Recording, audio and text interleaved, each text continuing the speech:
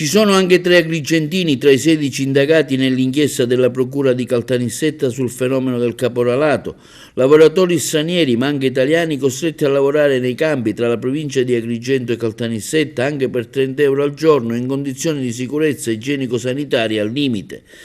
I braccianti agricoli si sono così ribellati e hanno deciso di denunciare gli imprenditori e i proprietari della terra. La Procura di Caltanissetta ha notificato l'avviso di conclusione delle indagini nei confronti di 16 persone. Sarebbero i caporali che dietro un compenso da fame caricavano sui furgoni i lavoratori e li portavano nei campi.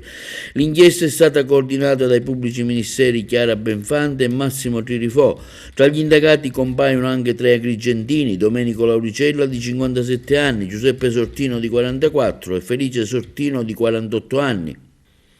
Gli operai domiciliati prevalentemente a Caltanissetta sarebbero stati reclutati in centro città per poi essere trasportati a bordo di furgoni in pessime condizioni di sicurezza nelle campagne del Nisseno e dell'Agrigentino.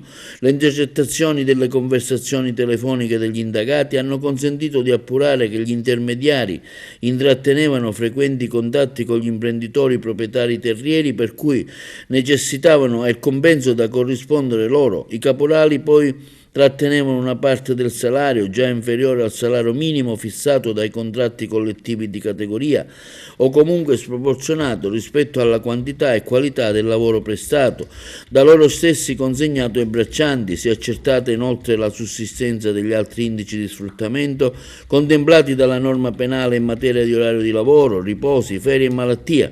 Spiegano gli investigatori. I lavoratori poi non sarebbero mai stati sottoposti a visite mediche obbligatorie, non avrebbero mai partecipato a corsi di formazione per il maneggio di sostanze nocive come i fertilizzanti o gli antiparassitari, ne avrebbero mai ricevuto dispositivi di produzione individuale. Gli operai domiciliati prevalentemente a Caltanissetta sono stati reclutati in centro città per poi essere trasportati a bordo di furgoni in pessime condizioni di sicurezza nelle campagne dei soggetti richiedenti.